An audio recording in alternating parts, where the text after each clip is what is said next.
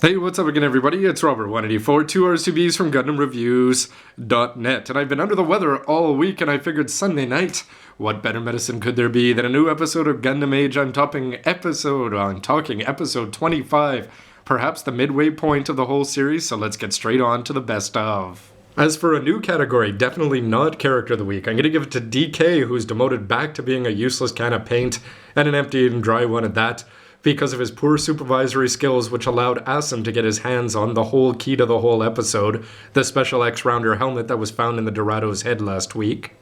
When it comes to positive characters, though, this triumvirate has pretty much a good week every time, although we're not seeing massive amounts of character upgrade and development every time. We're just seeing little bits and pieces. Flit, of course, is going to be torn between his duties as commander and as Asim's father. He certainly comes across as being the cold and calculating one to Asim, even though you can imagine that Asim, with the number of bad things that he's done already as an enlisted person, just how much trouble he'd be in if he wasn't on Malay's ship under Wolf's tutelage, with his father being the Grand Commander. And we also get to see, of course, Asim just how much he wants to be an X-Rounder. This time he had a tangible way to get there, and he went there. But in the end, it was the lessons that were taught by Wolf to him about just how useful it is to be just a regular super pilot, and maybe that lesson's gonna stick in. And it's great to see that Wolf is doing the positive side of the parenting that Flit just can't allow himself to do at the moment. And how about O'Bright? He had a great episode, although it certainly didn't have the result that he was looking for. But no, my pick for Character of the Week has to go back to the big bad of the first generation. I'm talking Dezel Galette. And every once in a while, you just gotta wonder, you see this kind of mental stress that this kid's under, and you say that yes, being the pilot of a Gundam and just being used as a war machine, although he certainly seemed to like it, certainly is going to take a toll on anybody, especially losing to Flit the way that he did, and we can see the pain. 25 years later, it's almost enough to make you feel sorry for the guy until you remember the horrible things that he's done, and then you can't wait for him to just go crazy one too many times and Flit to finally get his revenge. But it was great to see Dezel out in action one more time and just see the stress that this whole war has taken on him thus far. MS of the week. Here I thought it was going to be the Chronos, especially with the teaser last week, where they hinted at a whole bunch of upgrades. I'd have to go back a few episodes and see exactly what changed. I wonder if the shoulder cannons were not on or if he wasn't beefed up as much as a Bacto. Anyway, I'm sure somebody can tell me with a comment down below. Sadly, after a great opening appearance, we could see that Flit was still sending him to school with just the armaments aboard the Diva. And how about the appearance of the Age 2 Double Bullet, who showed up late to battle thanks to Asim's insistence on getting the helmet, almost as late as my review of this high-grade kit. But no, something that surprised me intently and sent me to the gundam.tk mod shop, because yes, I am a master at modding Gundams. Time to bring out the ZSM, or the Magician's 8. They actually got some good FaceTime last episode, and this episode, sort of setting them apart as characters, well, as much as you can in a team of 8 X-Rounders getting just limited screen time. But I was actually really impressed. Everything that I remember about the Double Bullet was great, but most of the memories in terms of me, just for the iconic scenes, involved the Zetises transforming and duck moding and attacking, dual beam sabers coming out of their hands using all their weapons at their disposals, and I really like the yellow color scheme, and believe it or not, I would buy it again in high-grade form if it ever was to come out. Of course, a painter would just say you can do a better job painting those things than just putting on some yellow sprues.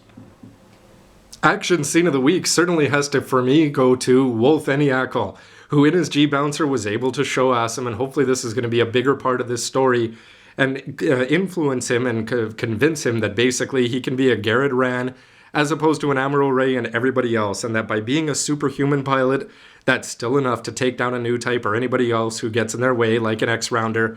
And old Ore-sama himself showed us how with a fantastic blast through the middle of a ZSM. But for me, the real scene of the week came early on in the episode, where O'Bright, I already hinted in Character of the Week, had a big moment as, he says, as a pilot who could die at any moment tomorrow or even today, right coming up if there's an emergency klaxon. Basically, I want to live my life with no regrets, and he says to Meganeko, I had to look up her name again, it's Lemmy Luz or Remy Ruse, it's Luluka all over again. Anyway, the resident Meganeko, and he says to her a whole bunch of stuff that's completely irrelevant, and in the most romantic setting possible, on the shoulder of a Genoace 2 in Diva colors, it should be noted, holding a broom or a mop. he said to her, "Will you marry me?" To which she ran off crying, and the rest of the techs all stood around and laughed at him for being such a fool. However, it's still going to be my scene of the week, and good luck, O'Bright. It's got to work out, and maybe we'll be seeing your kids in the third generation. Overall, I thought this was another typically well-scripted episode of Generation 2, where it really seems like all the characters have hit their stride, and we can see that they're all just finding their places.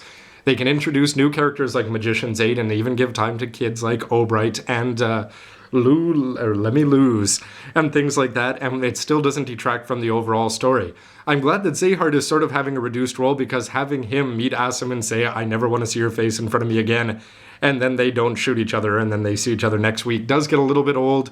And it's only going to be building up to newer and bigger, better things in the future, as the climax is inevitably coming as this week, that massive fleet uncloaked, and it's only going to set up great things for next time. And overall, I thought the whole X-Rounder head thing was a really good plot device that allowed all the characters to get to where they need to be as things approach the inevitable third generation and the Age 3 coming soon. Anyway, everybody, Robert184, thanks for watching. Please let me know what you thought of the episode and this review with a comment down below.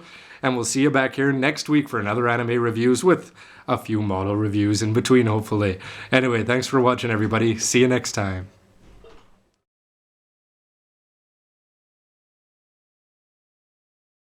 I'm probably the only one out here who saw this, but when I was watching the teaser last week, I thought it was going to be Flit who put on the X-Rounder helmet. So what they did this week made a lot more sense now that I saw it done properly.